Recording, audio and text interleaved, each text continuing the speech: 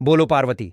पते हर हर महादेव। मित्रों, धतूरा भारतीय संस्कृति और धार्मिक परंपराओं में एक महत्वपूर्ण स्थान रखता है। यह औषधीय गुणों के साथ साथ आध्यात्मिक दृष्टि से भी अत्यंत असरी समझा गया है। शत्रु मुक्ति, जिसका अर्थ है कि असर या उसके द्वारा उत्पन्न समस्याओं से छुटकारा पाना, इसके लिए धतूरा विशेष रूप से उपयोगी समझा जाता है। आगे इस वीडियो में हम शत्रु मुक्ति के लिए धतूरे के उपायों, इसके धार्मिक महत्व और विधियों को विस्तार से समझेंगे। सबसे पहले धतूरा का धार्मिक और आध्यात्मिक महत्व समझते हैं। धतूरा का पौधा शिव जी को अर्पित किया जाने वाला एक पवित्र पौधा है। इसे शिव का प्रिय पुष्प समझा जाता है और विशेष रूप से श्रावण मास और महाशिवरात्रि के दौरान शिवलिंग पर चढ़ाया जाता है। शास्त्रों में कहा गया है कि धतूरा न केवल आध्यात्मिक ऊर्जा को बढ़ाता है, बल्कि यह नकारात्मक ऊर्जा और बाधाओं को भी समाप्त करता है। यही कारण है कि यह शत्रु मुक्ति के लिए उपयोगी समझा जाता है। धतूरा को तांत्रिक और ज्योतिषी उपायों में भी स्थान दिया गया है। इसका उपयोग विशेष अनुष्ठानों, यंत्रों और तंत्र मंत्र में किया जाता है, ताकि शत्रु द्वारा उत्पन्न किसी भी तरह की नकारात्मकता को समाप्त किया जा सके। शत्रु मुक्ति के लिए, शत्रु को शांत करने के लिए, शत्रु का करने के लिए आज का वीडियो विशेष होने वाला है। तो वीडियो के अंत तक बने रहे भक्तों। 3 कील धतूरे में गाड़ देना। शत्रु का जादू तुरंत खत्म होगा और शत्रु रोएगा, पछताएगा, गिड़गिड़ाएगा।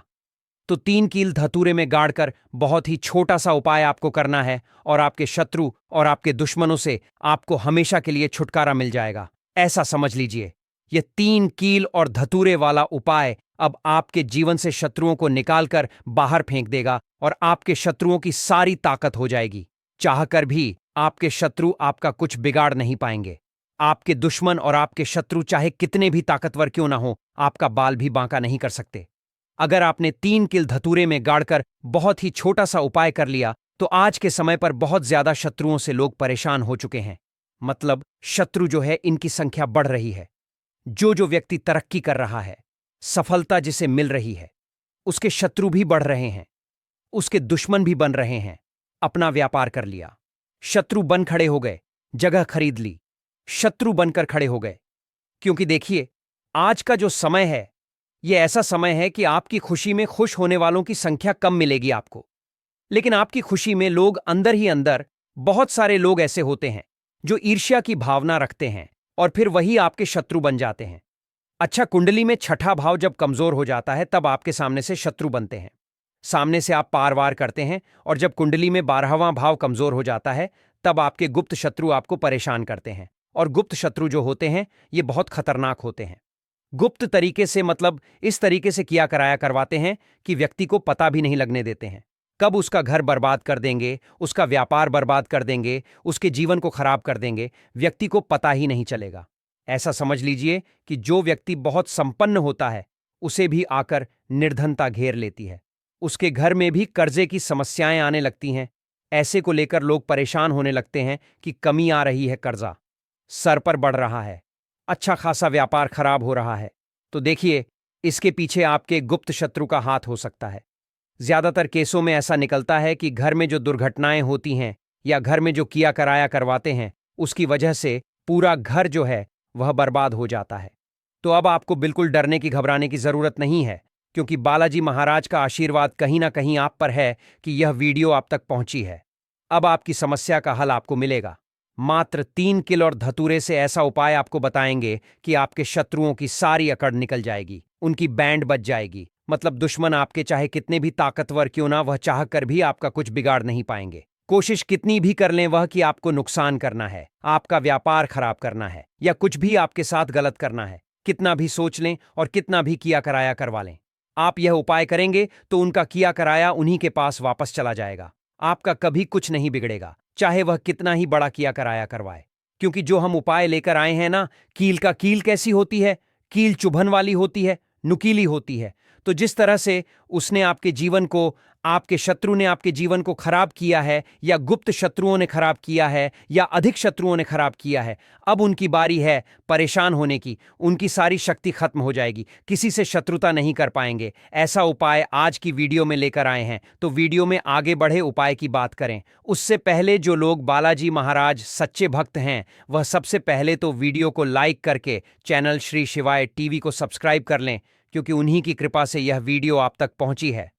दूसरी चीज कि कमेंट सेक्शन में जयकारा जरूर लगा दें, पूरी सच्ची श्रद्धा से जय बालाजी महाराज लिख दें, जिससे बालाजी महाराज जल्दी से जल्दी आपकी मनोकामना को पूरा कर दें और आपके सारे कष्टों को हर लें। तो चलिए अब बात कर लेते हैं उपाय की। तो उपाय किस दिन करना है, किस समय करना है, और किस तरह से 3 कील धतूरे में क्या कहकर क्या बोलकर आप कील गाड़ना है।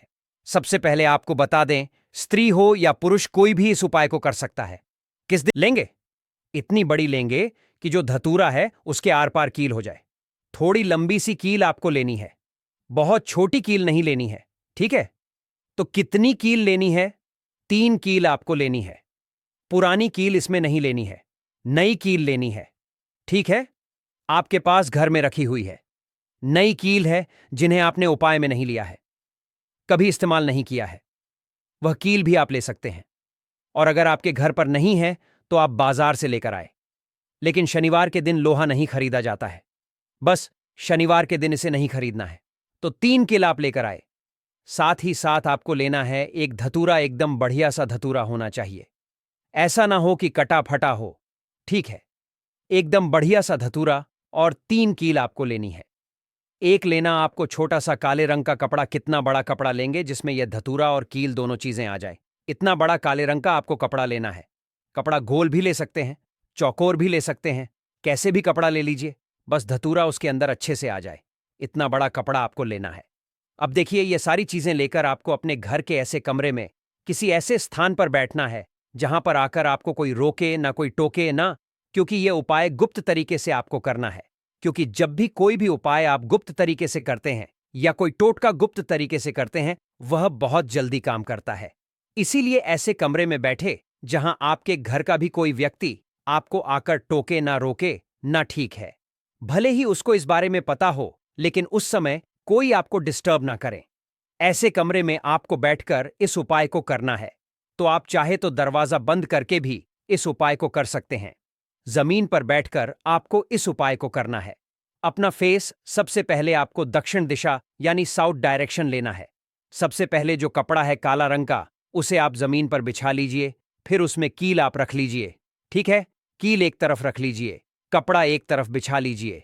अब आपको क्या करना है, जो धतूरा है उसे उल्टे हाथ में पकड़ना है और सीधे हाथ से कील उठानी है।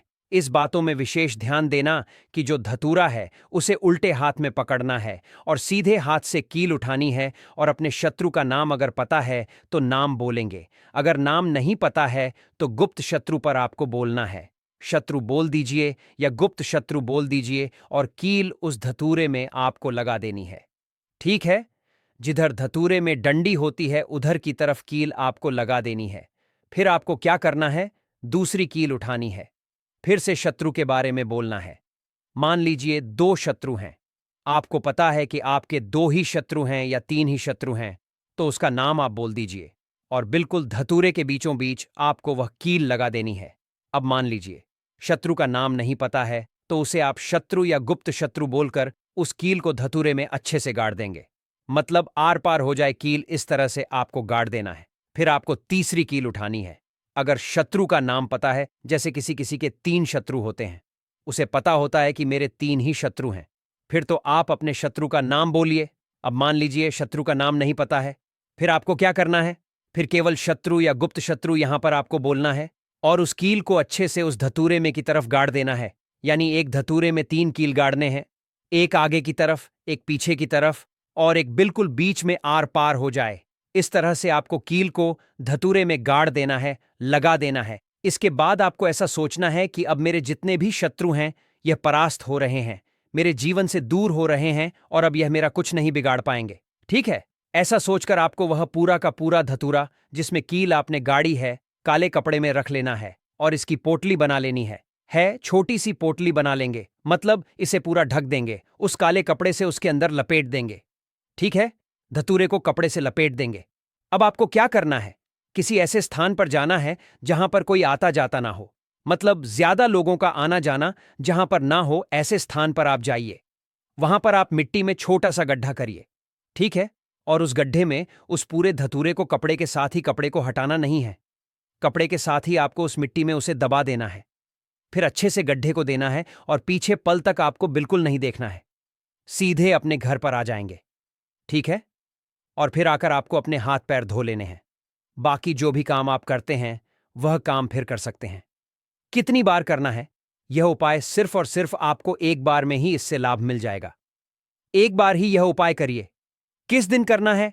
किसी भी दिन कर सकते हैं, लेकिन शनिवार का दिन, मंगलवार का दिन और अमावस्या की जो तिथि होती है, यह बहुत उत्तम है इस उपाय के लिए। बाकी तो किसी भी दिन आप इसको कर सकते हैं। ऐसा समझ लीजिए, जीवन से शत्रु ऐसे दूर हो जाएंगे कि कभी आपके जीवन में शत्रु थे ही नहीं। सारे गुप्त हो या सामने से शत्रु हो, सारे शत्रुओं की छुट्टी हो जाएगी। जब इस उपाय को आप करेंगे, सारे दुश्मन परास्त हो जाएंगे। तो जरूर से इस उपाय को करिए और अपने शत्रुओं से छुटकारा पाइए।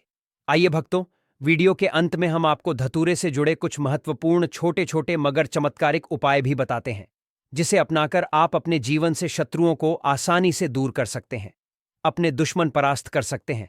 तो वीडियो महत्वपूर्ण है, अंत तक बने रहे।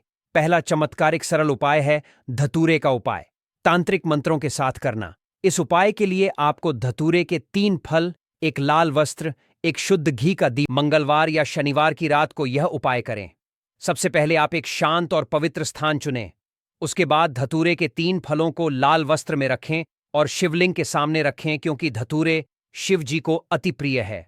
उसके बाद मंत्र ओम नमः शिवाय, इस मंत्र का 108 बार जाप करें। इसके बाद इन फलों को बहते हुए जल में प्रवाहित कर दें, किसी नदी या नहर या तालाब में प्रवाहित करें। यह उपाय शत्रु से रक्षा करता है और उनकी नकारात्मक ऊर्जा को दूर करता है। दूसरा चमत्कारिक सरल उपाय है धतूरे का हवन करना। इस उपाय के लिए आप सबसे पहले धतूरे के पत्ते और फल ले लें, थोड़ा गुल धूप ले लें, एक कपूर और गाय का घी रख लें। फिर आप एक हवन स्थापना करें। फिर आप हवन कुंड में इन सभी को, धतूरे के पत्तों और फलों को, गूगल और कपूर के साथ जलाएं। फिर आप मंत्र ओम हरि हरोहर, इस मंत्र का उच्चारण करते हुए हवन सामग्री अर्पित करें। यह हवन शत्रुओं की बुरी दृष्टि और असर को समाप्त करता है। तीसरा चमत्कारिक सरल उपाय है धतूरे का यंत्र बनाना। सबसे पहले आप एक भोजपत्र ले लें, एक धतूरे के बीज ले लें, चंदन और लाल स्याही रख लें। फिर आप एक भोजपत्र पर शत्रुनाशक यंत्र बनाएं। फिर आप इसे धतूरे के बीजों साथ लाल वस्त्र में बांधें। फिर आप इसे अपने घर या कार्यस्थल पर रखें। यह उपाय शत्रुओं के असर को निष्क्रिय करता है और आपको सुरक्षा प्रदान करता है। चौथा सबसे महत्वपूर्ण और चमत्कारिक सरल उपाय है धतूरे का शिवलिंग पर अभिषेक। सबसे पहले आप धतूरे के पत्ते और फल, गाय का दूध और शुद्ध जल रख लें।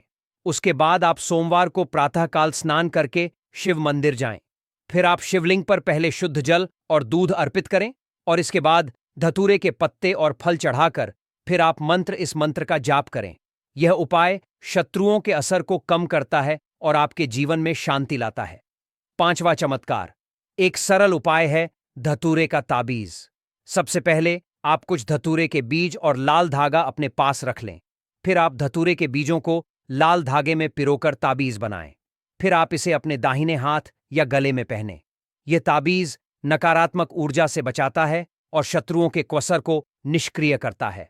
भक्तों, इन सभी उपाय को करते समय उपाय से जुड़ी हुई कुछ विशेष सावधानियां भी हैं जिसे जानना जरूरी है। जैसे पवित्रता का ध्यान रखें। धतूरे के उपाय करते समय मन और शरीर की पवित्रता का ध्यान रखना चाहिए। स्नान करके शुद्ध वस्त्र पहनें और शांत चित्त मन से उपाय करें। अगला है सही दिन और समय का चयन करें। धतूरे के उपाय मंगलवार, शनिवार या अमावस्या की रात को अधिक असली माने जाते हैं। उपाय का समय जिस समय आप करना चाहते हैं कर सकते हैं। अगला है मंत्रों का सही उपाय। करते समय मंत्रों का सही उच्चारण करें, अन्यथा इसका असर कम हो सकता है। अगला है धतूरे का सुरक्षित उपयोग। धतूरा जहरीला होता है, इसलिए इसे संभालते समय विशेष सावधानी बरतें। विशेषकर इसे बच्चों की पहुंच से दूर रखें। अगला है संकल्प और श्रद्धा। उपाय करते समय आपके मन में विश्वास और श्रद्धा होनी चाहिए। भक्तों, धतूरा केवल शत्रु मुक्ति के लिए ही नहीं, बल्कि अन्य समस्याओं के समाधान में भी उपयोगी है। जैसे पहला है स्वास्थ्य लाभ। धतूरा वेद में औषधि के रूप में भी उपयोग होता है। इसका उपयोग दमा, जोड़ों के दर्द और त्वचा रोगों के उपचार में किया जाता है। दूसरा है धार्मिक उपाय। पूजा और अनुष्ठानों में धतूरा सकारात्मक ऊर्जा को बढ़ाने के लिए उपयोग किया जाता है। तीसरा है तांत्रिक उपाय। तंत्र क्रियाओं में धतूरे का उपयोग बाधाओं को दूर करने और सफलता हासिल करने के लिए किया जाता है। भक्तों, निष्कर्ष यह है कि धतूरा एक पवित्र और शक्तिशाली औषधि और धार्मिक सामग्री है, जिसका सही उपयोग शत्रु मुक्ति के लिए अत्यंत हो सकता है। हालांकि इसे करते समय सतर्कता और नियमों का पालन करना आवश्यक है। श्रद्धा, संकल्प और सही विधि से किए गए उपाय न केवल शत्रुओं के असर को समाप्त करते हैं, बल्कि आपके जीवन में शांति, सुरक्षा और समृद्धि भी लाते हैं। भक्तों, सभी धतूरे से जुड़े उपाय हम आपको सरल और विस्तार से समझाने की कोशिश किए हैं। भी आपको कुछ भी ऐसा जो इसमें पूछना हो, कुछ ऐसा जो समझ में ना आया हो, तो आप कमेंट सेक्शन में पूछ सकते हैं। नहीं तो आप फिर से ध्यान से को देखकर, सुनकर समझ सकते हैं। तो इस उपाय को आप शाम के समय भी कर सकते हैं, सुबह के समय में भी आप इस उपाय को कर सकते हैं। हुआ है, उस पर किसी का भी कब्जा नहीं है, तो वह आप जो है बिना पूछे भी में से तोड़ सकते हो। पर किसी के घर के अंदर लगा हुआ है, तो वह उससे सकर ही 5 कनेर के फूल उसके पेड़ में से लेना। अब आपके पास 5 कनेर के फूल भी आ चुके हैं। अब दोस्तों, कनेर के फूल के साथ में क्या हमें सीधा उपाय करना है या कुछ सामग्री भी लेकर जाना है? तो देखो, कोई भी उपाय जब हम करते हैं तो सीधा हम उपाय जाकर नहीं करते हैं। उससे पहले हम भगवान शिव जी की पूजन अर्चना भी करते हैं। तो देखो, अगर यह उपाय आप सुबह के समय कर रहे, प्रातःकाल कर रहे हो, तो आप लोगों को अपने साथ में कम से कम एक लौटा छल तो जरूर लेकर जाना ही जाना है। मंगलवार की अष्टमी का दिन रहेगा, वैसे ही माताएं बहनें अपनी पूजन सामग्री लेकर जाएंगी। तो उन लोगों के लिए कोई दिक्कत नहीं है जो प्रतिदिन शिव जी के मंदिर जाते हैं या मंगलवार के अष्टमी के दिन अपनी पूरी पूजन सामग्री लेकर जाएंगे। भाई, वह वैसे के वैसे ही लेकर जाएं। यह बात उनके लिए है जो कुछ भी लेकर नहीं जाएंगे। भाई, वह बस एक लोटा जल तो जरूर लेकर जाएं, अगर वह इस उपाय को 5 कनेर के फूल वाले उपाय को कर रहे हैं। उसी के बाद में दोस्तों, शाम के समय की बात करें तो भाई, शाम के समय अगर आप लोग इस 5 कनेर के फूल वाले उपाय को कर रहे हो, तो अपने साथ में एक गोल बाती का घी का दीपक जरूर लेकर जाना। जो घी का दीपक लोगे वह आटे का होना चाहिए। आटे का होने के साथ में उसके अंदर गोल बाती रखा आएगी। वह गोल बाती आप अपने हाथों से बनाओगे, ज्यादा बेहतर होगा। साथ ही में उस दीपक के अंदर जो मतलब चीज डलेगी, वह डालेगी शुद्ध देसी गाय का घी, है ना? उसके अंदर शुद्ध देसी गाय का घी ही डालना, न भैंस का डालना, न मिलावटी बाजार का घी डालना। इस बात का भी आप लोग ध्यान रखना। अगर आपको उपाय का पूर्ण फल चाहिए तो भाई करना क्या है, देखो, सुबह अगर उपाय कर रहे हो ना, तो अगर 12 बजे तक भी उपाय करोगे तो भी कोई दिक्कत वाली बात नहीं है, कर सकते हो। मंगलवार के अष्टमी का दिन बार बार नहीं आता है। आपको पहुंचना है सबसे पहले तो अपने घर के पास में जो शिव मंदिर हो, शिवालय हो, जहां पर शिवलिंग विराजित हो, वहां पर आप लोगों को पहुंच जाना है। अब वहां पर पहुंच करके सीधा हमें जाकर उपाय करने लग जाना है। नहीं, आपको पहले अपना शिव जी के मंदिर के अंदर प्रवेश करना है, भगवान शिव जी के दर्शन करना है। पहले आपको अपनी अपनी पूजन अर्चना करनी है। जैसे कि एक लोटा जल जो लेकर गए हैं भाई, वह एक लोटा जल दे चढ़ा दें। इसके अलावा जो भी पूजन सामग्री है आपकी, फूल, धतूरा, गुलाल, अबीर गुलाल, जो भी चीजें हैं, चंदन वगैरह, उन सारी चीजों से आप पूजन अर्चना कर सकते हो। पर जो उपाय के 5 कनेर के फूल हैं, वह आप अलग ही रखना। वह उपाय के समय ही हमें निकालने हैं। तो पहले आप अपनी पूजन अर्चना कर लेना। जैसे आप मंगलवार के दिन करते हो, मंगलवार के अष्टम के दिन करते हो, वैसे आप अपनी पूजन अर्चना कर लेना, है ना? इसी शाम के समय है। शाम के समय जब आप अपने घर के पास में जो शिव मंदिर हो वहां पर पहुंचो, गतों पहुंचने के बाद आप पहले अपना वह घी का दीपक जलाना। अब घी का दीपक जलाने में भी इस बात का ध्यान रखना, इस घी के दीपक को आपको अपने घर से जलाकर नहीं लेकर जाना है और मंदिर में जाकर भी जलाना है। और मंदिर में जाकर जलाओगे तो उसे अपनी माचिस से ही जलाना है। अपने घर से इस दीपक को जलाने के लिए अपनी माचिस लेकर आना। आपने मंदिर में किसी और की माचिस ले ली। इस दीपक को जलाने के लिए अगर आप शाम के समय इस वाले उपाय को कर रहे हो, तो भाई इस उपाय को करने का फल जो है उस मानव को भी मिल जाएगा जिस मानव की आपने माचिस ली होगी।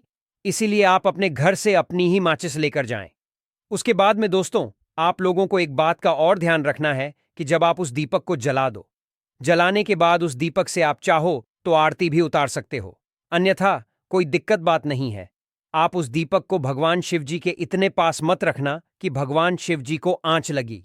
थोड़ी दूरी बनाकर ही जो है, आप उस दीपक को जो है भगवान शिव जी के शिवलिंग के पास में रखना, क्योंकि अभी हम जो है भगवान शिव जी को प्रसन्न करने वाले हैं, तो इसलिए जो है भगवान शिव जी को आंच ना लगे। इतनी दूरी बनाकर आप उस दीपक को रख दीजिएगा। जैसे ही आपकी पूजन अर्चना हो जाती है, आप जल चढ़ा देते हैं। सुबह के समय गए तो जल चढ़ा देते हैं, पूजन अर्चना हो जाती है। फिर उसके बाद में भगवान शिव जी की शिवलिंग के पास में कहीं पर भी बैठ जाइए, सामने बैठ जाइए या आसपास बैठ जाइए। उसी तरीके से शाम के समय है दीपक, जैसे ही लग जाए तो भाई आप अपना उपाय को यहां पर कर सकते हैं। और उपाय को करने से पहले आप अपने वह 5 कनेर के फूल निकाल लीजिए, क्योंकि अब हम यहां पर उपाय को करने वाले हैं। उपाय को करने के लिए आप शिवलिंग के सामने भी बैठ सकते हैं, आसपास भी बैठ सकते हैं, कोई दिक्कत वाली बात नहीं है। अब हमारे पास 5 कनेर के फूल हैं, तो सीधी सी बात है कि इन 5 कनेर के फूलों को हमें 5 अलग अलग जगहों पर यहां पर चढ़ाने हैं। अब वह 5 अलग अलग जगह कौन सी हैं, वह हम आपको बताते हैं। देखिए, 5 अपने कनेर के फूल आप अपने सामने निकाल कर रख लीजिए। अब 5 कनेर के फूल में से सबसे पहला वाला कनेर का फूल आप लोग उठाइए, और पहले वाले कनेर के फूल आपको कहां पर चढ़ाना है, वह आपको चढ़ाना है भगवान शिव जी शिवलिंग के ऊपर, जो गणेश जी वाला स्थान होता है वहां पर। अब भगवान शिव जी के शिवलिंग के ऊपर गणेश जी वाला स्थान कहां पर होता है? भगवान शिव जी की शिवलिंग होती है, शिवलिंग की जलाधारी होती है। जलाधारी का जो राइट हैंड साइड होगा, मतलब शिवलिंग की तरफ से खड़े होकर देखना कि भगवान शिव जी का सीधा हाथ कौन सा है, राइट हैंड साइड कौन सा है। उस राइट हैंड साइड पर आपको यह पहले नंबर का कनेर का फूल समर्पित करना है, और जो फूल का खिला हुआ होगा ना, वह शिवलिंग की तरफ करके ही आप लोग जो है इस पहले नंबर के फूल को भगवान गणेश जी वाले स्थान पर समर्पित करना, जलाधारी के राइट हैंड साइड पर। अब दोस्तों, निकाल लेना अपना दूसरे नंबर का कनेर का फूल है ना। अब दूसरे नंबर के कनेर के फूल को आपको कहां पर समर्पित करना है, या आपको समर्पित करना है भगवान कार्तिक जी वाले स्थान पर। अब गणेश जी वाला स्थान राइट हैंड साइड पर होता है, तो कार्तिकेय वाला स्थान लेफ्ट हैंड साइड पर होता है, जलाधारी के ऊपर है ना। तो जलाधारी के ऊपर जो लेफ्ट हैंड साइड का जो हिस्सा है, वहां पर कार्तिकेय जी के स्थान। तो इस दूसरे नंबर के फूल को आप वहां, मतलब वहां पर समर्पित कर देना, और भगवान से प्रार्थना कर लेना, और फूल का खिला हुआ भाग शिवलिंग की तरफ ही होना चाहिए। अब बात आती है तीसरे कनेर के फूल की, तो तीसरे कनेर के फूल को भी आपको लेना है, और इस तीसरे फूल को आपको माता अशोक चंद्र जी वाले स्थान पर समर्पित करना है। अब यह माता अशोका चंद्र जी का स्थान कहां पर होता है दोस्तों? यह जो स्थान होता है, यह जलाधारी के बिल्कुल बीचों बीच में होता है। आपने पहला फूल भगवान गणेश जी वाले स्थान पर चढ़ाया, दूसरा फूल कार्तिकी जी वाले स्थान पर चढ़ाया। अब यह तीसरा फूल जो है इन दोनों फूलों के बीचों बीच चढ़ेगा, मतलब जहां पर माता अशोक सुंदर जी का स्थान होता है। खिला हुआ भाग शिवा की तरफ करके ही जो है इस चौथे नंबर के फूल को आप समर्पित कर देना माता अस्कचंदी वाले स्थान पर। अब बात आती है चौथे नंबर के फूल की। तो दोस्तों, जो चौथे नंबर का फूल होगा, ये आप लोगों को कहां पर समर्पित करना है? ये आप लोगों को समर्पित करना है भगवान शिवाजी की शिवलिंग के ऊपर, जो एक पात्र टंगा हुआ होता है जिससे बूंद बूंद करके जल टपकता है, जिसके अंदर शिवजी की 5 बेटियों का स्थान होता है, जायाविश, हरा, शमली और देव। उस पात्र के अंदर जो है आप लोगों को क्या करना है? ये चौथे नंबर के फूल को समर्पित करना है। अगर किसी कारणवश आपका वह पात्र जो है शिवलिंग के ऊपर जो पात्र टंग हुआ होता है जिससे बूंद बूंद करके जल टपकता है, वह पात्र उपस्थित ना हो, तो भाग को क्या करना है कि शिव जी की 5 बेटियों का नाम लेकर, जया, विषहरा, शामली, बारी, धोतली और देव का नाम लेकर जो है इस चौथे नंबर के फूल को आपको जलाधारी के ही कटी शिवलिंग का जो कटी भाग होता है, मतलब जलाधारी के ऊपर ही जो भाग होता है ना, वहां पर समर्पित कर देना इस चौथे नंबर के फूल को, है ना। उसके बाद में दोस्तों बात करते हैं आखिरी नंबर के 5वें नंबर के फूल को, जो कि आखिरी फूल है हमारा। इस 5वें नंबर के फूल को आपको क्या करना है? अगर आपके, मतलब जिस मंदिर में आप गए हो, वहां पर अगर त्रिशूल लगा हुआ है, तो भाई त्रिशूल का एक मध्य भाग होगा जहां से वह त्रिशूल के तीनों भाग निकले हुए होंगे, है ना? तो आपको वह त्रिशूल का एक मध्य भाग देख लेना है। उस मध्य भाग पर आपको इस 5वें नंबर के कानर के फूल को छुआ है, स्पर्श कराना है। और स्पर्श कराने के बाद इस 5वें नंबर के फूल को आपको क्या करना है? भगवान शिवाजी की शिवलिंग के ऊपर समर्पित कर देना है। अब दोस्तों, अगर वह मतलब जो है त्रिशूल ना भी हो आपके मंदिर में उपस्थित, तो आप सीधा सीधा यह जो 5वें का कनेर का फूल है या भगवान शिव जी की शिवलिंग के ऊपर समर्पित कर देना। बस ध्यान इस बात का रखना कि जो खिला हुआ भाग है फूल का, वो सामने की तरफ होना चाहिए, जलाधारी की तरफ होना चाहिए, और डंडी का जो भाग है वह शिवलिंग के पीछे की तरफ होना चाहिए। फूल की है ना? तो इस बात का आप लोगों को ध्यान रखना है।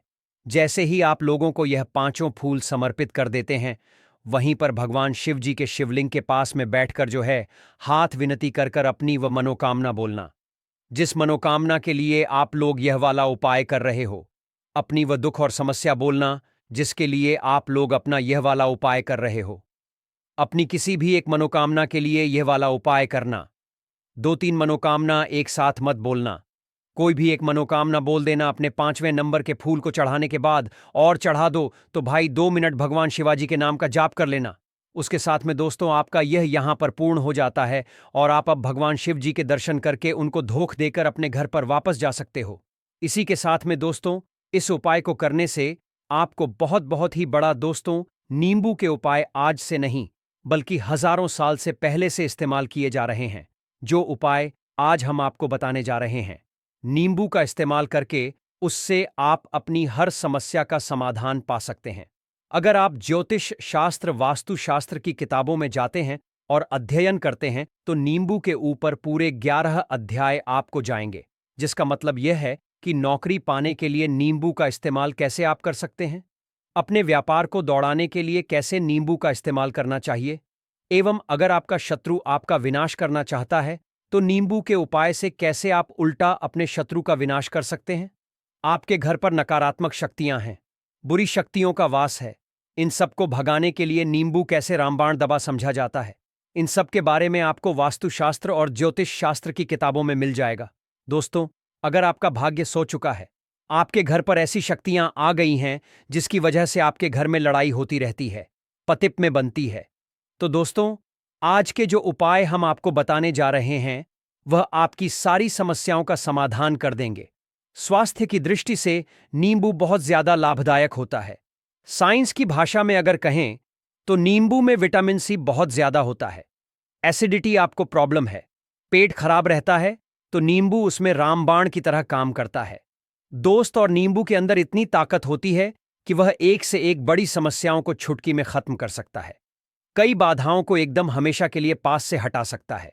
इसलिए अगर आप भी चाहते हैं कि आपके ऊपर माता लक्ष्मी का आशीर्वाद हो, भगवान भोलेनाथ आपको आशीर्वाद दे, तो यह वीडियो बिना भगाए अंत तक देखिएगा, क्योंकि इस वीडियो में आज आपको पता चलेगा कैसे नींबू के 10 उपाय करके आप अपने जीवन की हर परेशानी को खत्म कर सकते हैं।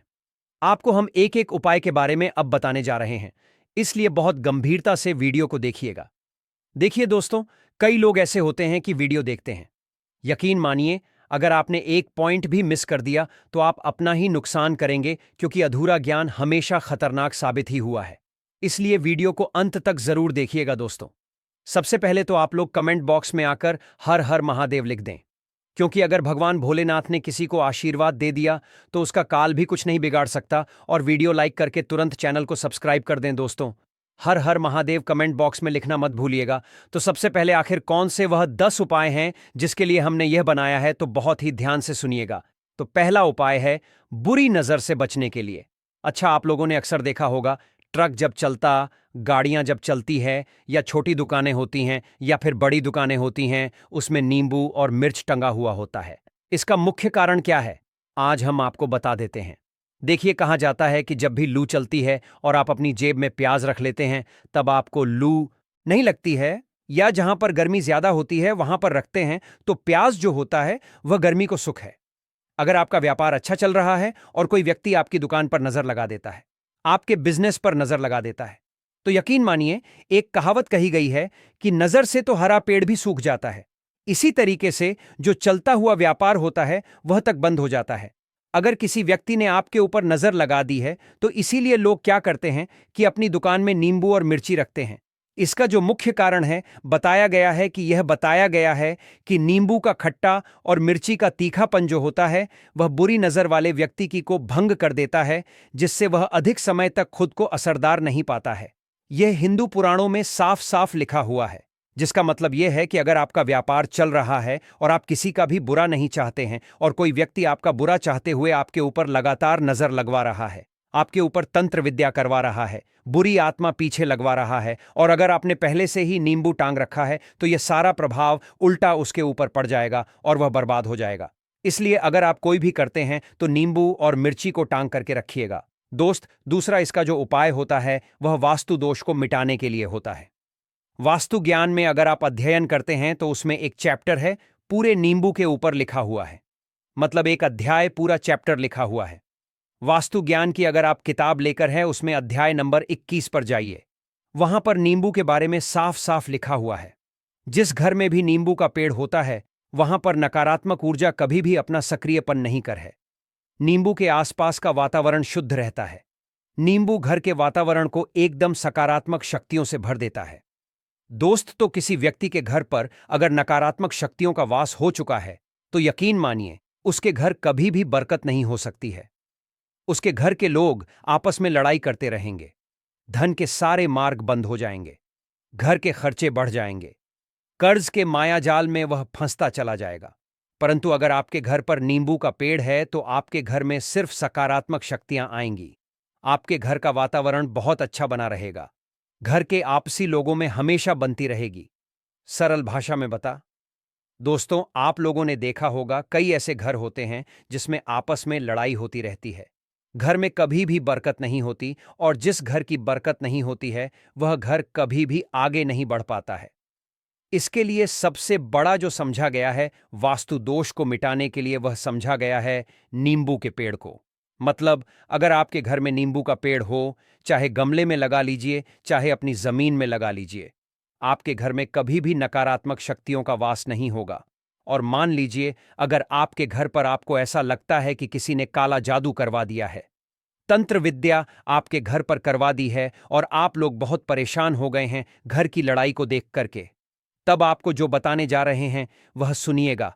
पहले तो आप लोग हो सके तो नींबू का पेड़ लगा लीजिए। नींबू तो रातों रात उगता नहीं है, इसके लिए आपको थोड़ा इंतजार करना होगा। धीरे धीरे नींबू का पेड़ बढ़ना शुरू हो जाएगा। जब जब नींबू बढ़ता जाएगा आपके घर पर सकारात्मक ऊर्जा का वास हो जाएगा, यानी कि माता लक्ष्मी का वास हो जाएगा और नकारात्मक शक्ति का अंत हो जाएगा। तो इसका दूसरा उपाय यह बताया गया है कि हिंदू पुराणों के हिसाब से कि आपको अपने घर के चारों एक एक नींबू रखना है। आपको उल्टी दिशा में, मतलब सीधी दिशा में नहीं, बाईं दिशा से 7 चक्कर मारने हैं। शनिवार के दिन करना है और यह नींबू ले जाकर कि किसी भी नदी या तालाब में बहा देना है। यह 4 नींबू अगर आप नदी और तालाब में बहा दिए, आपके घर में जो भी गलत प्रभाव था, बुरी नजर थी, तंत्र विद्या किसी ने करवा रखी थी, बुरी आत्मा थी, नकारात्मक शक्तियों का वास था, वह सब कुछ खत्म हो जाएगा। उन्हीं नींबू के साथ वह चला जाएगा। वो नींबू अपने आप इतनी ताकत रखते हैं कि वह अपने आप में उन नकारात्मक शक्तियों को रख लेते हैं और अपने साथ में बहा ले जाते हैं। इसलिए कोशिश कीजिए तालाब या बहती नदी में ही बहाइएगा।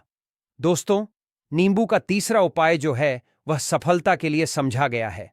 मतलब आप लोग अगर नौकरी की तैयारी कर रहे हैं या नौकरी कर रहे हैं, आपको प्रमोशन नहीं मिल रहा है, आप लोग कर्ज के मायाजाल में फंसे हुए हैं, तो अब आपको एक एक चीज करके हम बहुत आराम से समझाने जा रहे हैं, तो बहुत ध्यान से सुनिएगा।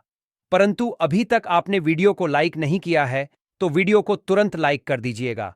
देखिए, अगर आप बहुत मेहनत करते हैं, आपको मेहनत का परिणाम, आपको फल नहीं मिल रहा है और आप थक चुके हैं, आप नौकरी की तैयारी कर रहे हैं परंतु आपको नौकरी नहीं मिल पा रही है, आप इंटरव्यू तो देने जाते हैं परंतु इंटरव्यू में आपका सिलेक्शन नहीं होता है, तो इसके लिए वास्तु ज्ञान में साफ साफ लिखा हुआ है, आपको हनुमान जी के मंदिर में जाना है। बहुत ध्यान रखिएगा, यह मंगलवार का दिन ही होना चाहिए।